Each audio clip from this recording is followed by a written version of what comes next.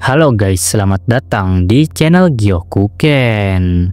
Jadi di video kali ini gua bakalan ngebahas penjelasan apakah Biju lebih lemah tanpa seorang Jinchuriki. Monster Cakra yang dikenal sebagai monster berekor merupakan bagian integral dari premis seri Naruto. Dengan sebagian besar narasi berkisar pada makhluk-makhluk ini dan kekuatan dari mereka coy. Dinamika Jinchuriki monster berekor syarat dengan kerumitan yang belum sepenuhnya dieksplorasi, yang juga menyebabkan para penggemar berdebat tentang sejauh mana kekuatan monster berekor itu sendiri. Serial ini telah memberikan pernyataan yang saling bertentangan tentang masalah ini coy, dengan beberapa yang bisa menyatakan bahwa monster berekor lebih lemah tanpa Jinchuriki, sementara yang lain menunjukkan sebaliknya.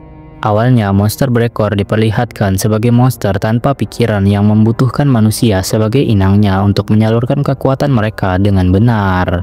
Hal ini akhirnya kembali ditarik pada akhir seri Naruto ketika ke-9 monster berekor muncul sebagai makhluk individu tanpa terkait dengan Jinchuriki mereka masing-masing.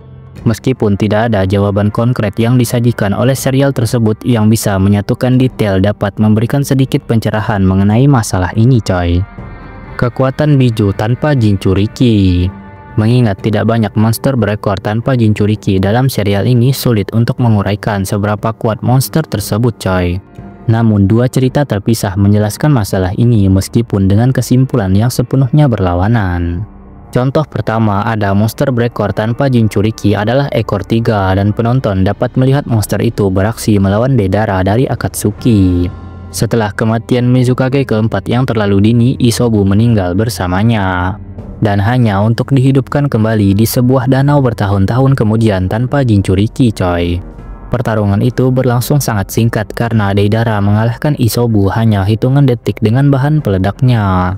Setelah pertarungan berakhir, Deidara menyatakan bahwa mengalahkan ekor 3 cukup mudah karena tidak memiliki inang Jinchuriki. Adegan ini menampilkan monster berekor sebagai makhluk tanpa pikiran yang tidak memiliki cara untuk menyalurkan kekuatan mereka dengan benar, yang akhirnya membuat mereka lebih lemah dan lebih mudah dikalahkan coy. Meskipun pernyataan tentang makhluk tanpa pikiran tidak sama dengan kekuatan yang lebih rendah, pernyataan itu tentu saja menganggap mereka sebagai makhluk tak berakal yang lebih lemah tanpa inang untuk menjinakkan mereka. Pernyataan ini kemudian diubah lagi pada akhir seri ketika ke-9 monster berekor dilepaskan dari tubuh Obito. Alih-alih menjadi makhluk yang tidak punya pikiran, monster berekor ditunjukkan sebagai makhluk yang sangat cerdas dengan kebijakan seperti orang bijak coy. Mengingat mereka telah ada selama ribuan tahun, masuk akal jika makhluk-makhluk ini memiliki kebijaksanaan dan kecerdasan di luar kemampuan manusia.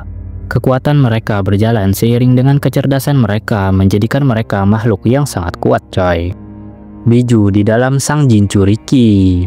Ada anggapan yang dipercaya secara luas antara basis penggemar anime bahwa monster berekor membutuhkan Jinchuriki untuk mengakses kekuatan mereka yang sebenarnya. Teori ini juga berasal dari pernyataan Deidara mengenai 3 ekor yang sekarang tidak berdasar setelah retcon. Faktanya, beberapa contoh dari seri tersebut menggambarkan dinamika monster berekor Jinchuriki jauh lebih lemah daripada monster berekor yang berdiri sendiri. Karena sebagian besar monster berekor ditanamkan secara paksa ke dalam tubuh inangnya coy. Dan juga kedua belah pihak selalu memiliki perasaan bermusuhan satu sama lain. Dengan perlawanan yang jelas, mustahil bagi monster berekor untuk meminjamkan kekuatan penuh mereka kepada Jinchuriki mereka. Bahkan dengan kendali monster berekor sempurna seperti mode cakra milik Yagura dan juga Naruto, monster berekor dapat menahan cakra mereka dari tubuh inangnya yang membuat Jinchuriki lebih lemah. Namun dalam kasus kendali monster berekor yang sempurna dengan dipadukan dengan hubungan kolaboratif antara monster berekor dan juga inangnya, monster berekor akan selalu lebih kuat dengan Jinchurikinya coy.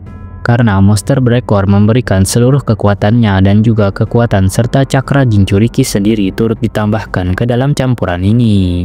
Hasilnya akan menjadi monster berekor yang sangat jauh lebih kuat dibandingkan dengan yang berdiri sendiri. Apakah Biju lebih lemah tanpa Jinchuriki? Jawaban untuk diskusi umum ini bukanlah jawaban yang mudah karena kedua belah pihak benar sampai batas tertentu.